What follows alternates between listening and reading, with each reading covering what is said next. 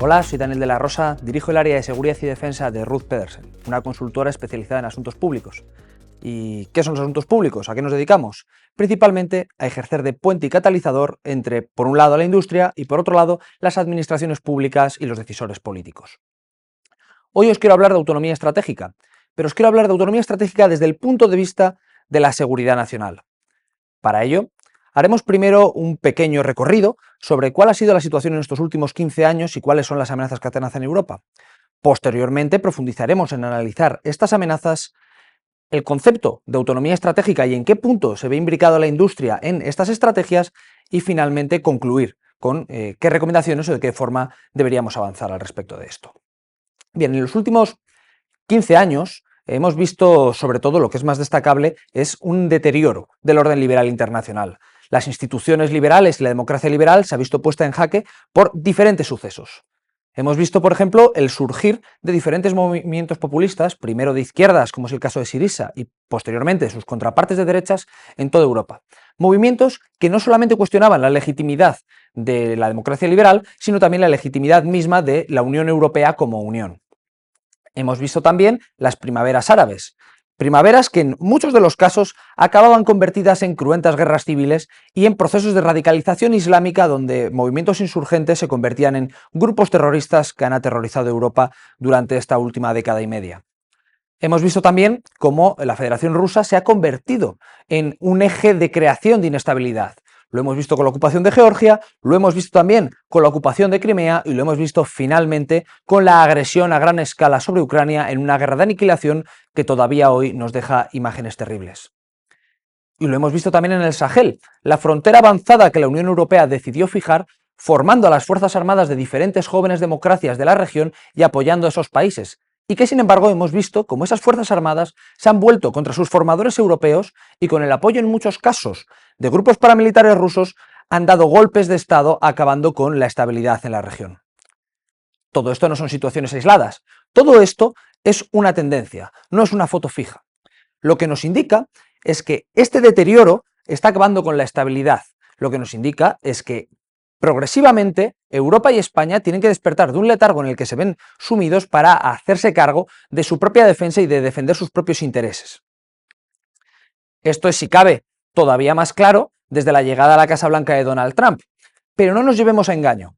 Ya desde la época de Obama, la narrativa interna que había en Estados Unidos era de que estaban cansados de pagarnos nuestra defensa, de que nosotros debíamos hacernos mayores y dar un paso al frente. Las acciones de Trump no hacen más que ser una consecución de una narrativa interna de la política norteamericana. Se agrava todavía más esta situación con el desmoronamiento del paradigma de mundo abierto. Un mundo abierto que hacía que el comercio fuera el vector principal de relación entre los diferentes estados y que sin embargo ahora ha dado con una Unión Europea que ve que sus materias primas están en muchos casos en manos de competidores, cuando no directamente de potencias hostiles con sus intereses.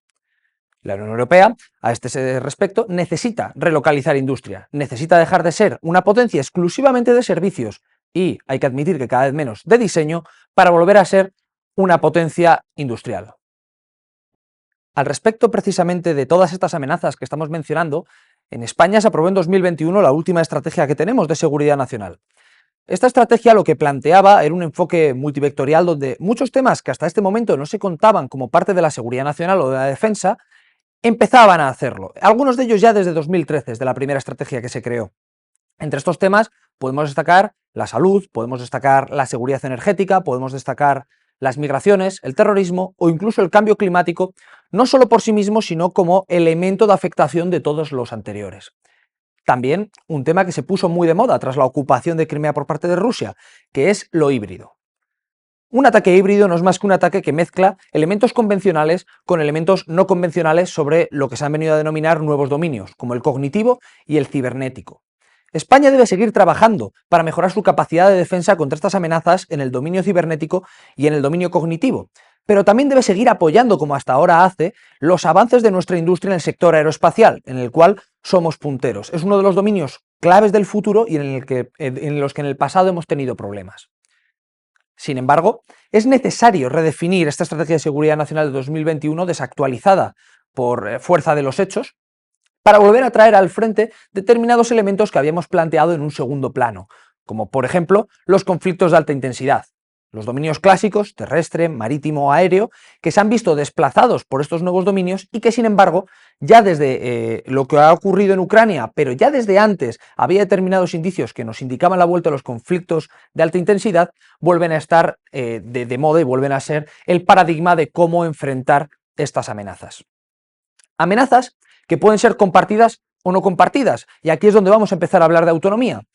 Porque las amenazas no compartidas hemos de ser capaces de enfrentarnos solas a ellas, pero las amenazas compartidas también tienen un abanico muy amplio, una panoplia de posibilidades, entre las cuales están desde las más abiertas, por ejemplo, las amenazas al comercio internacional por parte de la piratería, donde puedes encontrar a Estados Unidos y China como socios, hasta aquellas que son más restrictivas y menos compartidas, como por ejemplo la presión migratoria que sufrimos los países mediterráneos del área europea, como puede ser por ejemplo Italia y España. Y a este respecto es donde hemos de hablar de autonomía. La autonomía estratégica, que es un término que entra también en esta estrategia de 2021, pero que ha sido tratado en una miriada de diferentes documentos oficiales, no es otra cosa que la capacidad que tiene que tener un Estado o un grupo de ellos para actuar autónomamente en defensa de sus intereses sin depender de un tercer Estado que pueda condicionar esa respuesta. A ese respecto, cabe hacerse una pregunta. ¿Podemos ser autónomos? ¿Cómo? La realidad es que no. La realidad es que no en solitario. Ningún país de 48 millones de habitantes, ninguna autarquía que no quiera depender de absolutamente nadie de 48 millones de habitantes, tiene la suficiente masa crítica, ni económica ni poblacional para, por muy buenas que sean las universidades y por muy bien enfocada que esté tanto la industria como el gobierno, alinear los intereses de una forma bastante adecuada y desarrollar suficientes proyectos lo bastante avanzados. No es capaz de competir con un sistema de innovación abierto como puede ser, por ejemplo, el europeo. Por esto, en España definimos nuestra autonomía estratégica como una autonomía estratégica desde el concepto europeo y además añadimos la coletilla de abierta. ¿Por qué? Porque como una entidad supranacional que es la Unión Europea, juntos tenemos que enfrentarnos a muchísimos de las amenazas que debemos hacer frente, pero hay otras amenazas donde puede ser interesante incluir a otro socio para desarrollar soluciones comunes de cosoberanía, como puede ser Estados Unidos, puede ser el Reino Unido o puede ser también Japón, otra democracia liberal con la que tenemos mucho en común.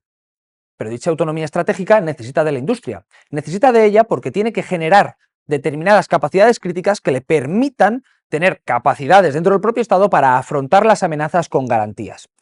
En ese sentido, la industria debe estar alineada con el Estado, pero también el Estado tiene que encontrar los socios con los que quiera alinear a la industria. Se necesita una comunicación bilateral y continuada, que en parte es a lo que nos dedicamos en Ruth Pedersen, entre las empresas y los gobiernos. Se necesita que el gobierno le pueda explicar a la industria cuáles son las amenazas a las que quiere hacer frente y qué capacidades han de desarrollar, pero también se necesita que el gobierno entienda cuáles son las capacidades de las industrias, dónde estamos más fuertes, a dónde se puede llegar y también a dónde no. En ese sentido, una vez definido a dónde se quiere llegar y cuáles son nuestros socios, cabe preguntarnos por la importancia de esta autonomía estratégica, porque a lo mejor es más sencillo simplemente comprar fuera las necesidades y no desarrollarlas internamente.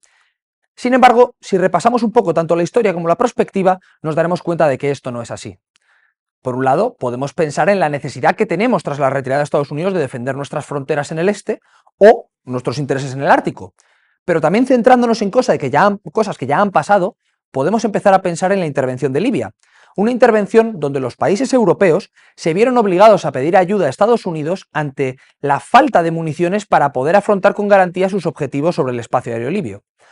O podemos hablar de cómo la Unión Europea no tuvo capacidad o se vio influenciada a dar una respuesta contundente ante la ocupación de Georgia o ante la ocupación de Crimea por la dependencia energética del gas ruso, o cómo cuando 100.000 armenios tuvieron que abandonar el Nagorno-Karabaj por la ocupación azerí, nosotros no hicimos nada por la sencilla razón de que estábamos negociando un acuerdo en ese momento con Azerbaiyán para tratar de ser menos dependiente de Rusia tras la ocupación de parte de Ucrania. En España también tenemos ejemplos nítidos, aunque sean algo menos recientes. Aquel momento en el cual un grupo de gendarmes marroquíes ocupó el islote de Perejil y España intentó dar una respuesta, nos encontramos con que Francia bloqueó las comunicaciones satelitales, impidiendo en cierto sentido esa respuesta española. Por concluir, el escenario internacional nos plantea una situación complicada, una situación en la que tenemos que volver a pensar en ser capaces de defender nuestros intereses por nosotros mismos o cooperativamente con nuestros socios. Una situación que requiere de ciertas acciones. La primera de ellas, redefinir por completo nuestra estrategia de seguridad nacional, profundizando en ciertos aspectos antes no tan tenidos en cuenta, redefiniendo cuáles son las capacidades críticas que queremos desarrollar para hacer frente a las amenazas definidas y definir los socios con los que queremos desarrollar dichas capacidades críticas. Para ello, necesitamos una industria potente, una industria que sea capaz de ser líder en su sector o al menos contestar al líder dentro de su sector para desarrollar conjuntamente con nuestros socios unas soluciones en las cuales tener una cosoberanía que nos permita decidir qué tipo de solución, cuándo, cómo y de qué forma. De la alineación entre la industria y los pensadores dentro del gobierno sobre qué amenazas debemos tener es de las que surgirá una verdadera autonomía que nos permita defender nuestros intereses.